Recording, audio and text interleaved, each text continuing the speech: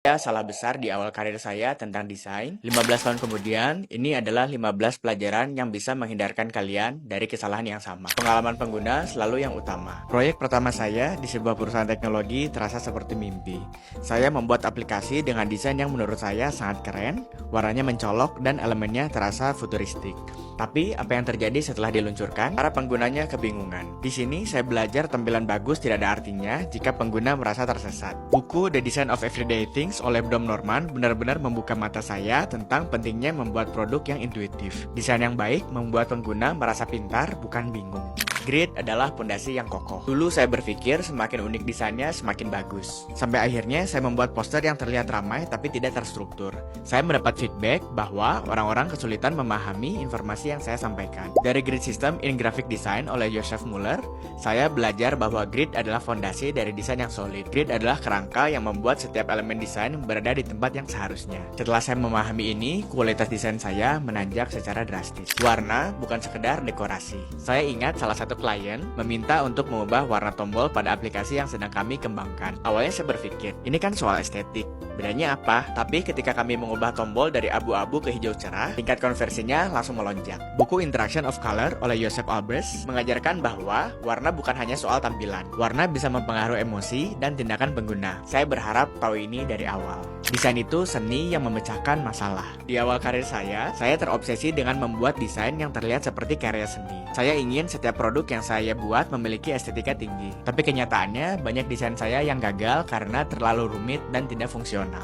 Dari Design as Art oleh Bruno Muntari, saya belajar bahwa desain adalah seni yang memecahkan masalah. Desain yang baik tidak hanya terlihat indah, tapi juga menyelesaikan masalah pengguna sehari-hari. Tipografi bisa mengubah segalanya. Suatu ketika, saya membuat poster yang visualnya sangat keren menurut saya. Tapi ada satu masalah. Orang-orang tidak bisa membaca judulnya. Saya menggunakan font yang terlalu kecil dan dekoratif. Dari Thinking Eye oleh Alan Lupton, saya sadar bahwa tipografi adalah elemen penting yang bisa mengubah segalanya. Tipografi adalah suara dari desain kalian. Pilih huruf yang bisa menyampaikan pesan kalian dengan jelas dan tepat. Pola desain membuat pengguna nyaman. Saya dulu berpikir bahwa semakin beda desainnya semakin bagus. Saya pernah merancang aplikasi dengan navigasi yang sangat unik. Tapi pada akhirnya malah membuat pengguna frustasi karena mereka nggak tahu tombol mana yang harus dipencet. Dari A Pattern Language oleh Christopher Alexander, saya belajar bahwa pola desain yang familiar membuat pengguna merasa nyaman. Pola yang sudah mereka kenal membuat pengalaman jadi lebih mudah dan mulus. Pengalaman pengguna tidak datang secara kebetulan. Di proyek awal saya, kami buru-buru meluncurkan produk tanpa banyak perencanaan tentang pengalaman penggunanya. Saat produk diluncurkan, hasilnya buruk. Pengguna bingung dan kesulitan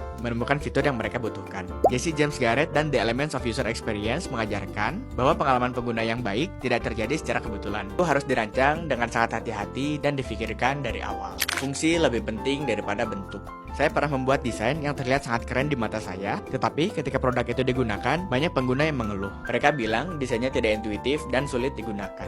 Dari Form, Function, and Design oleh Paul Jacques Grillo, saya belajar bahwa fungsi harus selalu menjadi prioritas. Bentuk bisa menyusul setelahnya. Desain yang baik adalah yang memecahkan masalah, bukan hanya yang terlihat bagus. Desain harus menyentuh emosi pengguna. Saya pernah bekerja di sebuah proyek aplikasi kesehatan, dan kami berhasil membuat aplikasi yang sangat fungsional. Namun, banyak pengguna yang merasa aplikasi ini dingin dan tidak ramah. Dari Emotional Design oleh Dom Norman, saya belajar bahwa desain yang baik harus bisa menyentuh emosi pengguna. Desain yang menyentuh emosi dapat lebih mudah diingat oleh pengguna dan membangun hubungan yang lebih kuat dengan user. Interaksi dengan teknologi harus mulus. Pada sebuah proyek besar, kami menciptakan fitur yang sangat canggih. Namun, terlalu rumit untuk dipahami oleh pengguna biasa. Kami terlalu fokus pada teknologi tanpa mempertimbangkan bagaimana user akan berinteraksi dengan teknologi ini. Bill Morris dalam Design Interaction mengajarkan bahwa teknologi harus berfungsi sebagai perpanjangan alami dari pengguna. Desain yang baik memungkinkan interaksi yang mulus antara manusia dan teknologi. Prototype lebih berharga dari sekedar ide. Saya dulu sering menghabiskan waktu berminggu-minggu menyempurnakan ide di kepala saya. Dan saya baru menyadari bahwa ide tersebut tidak berfungsi dengan baik. Saya belajar bahwa semakin cepat kalian membuat prototype dan menguji ide, semakin cepat kalian akan menemukan apa yang berhasil, apa yang tidak. Desain adalah proses kolaboratif. Dulu saya merasa bisa melakukan semuanya sendiri. Saya merasa sebagai one man show. Tapi kenyataannya,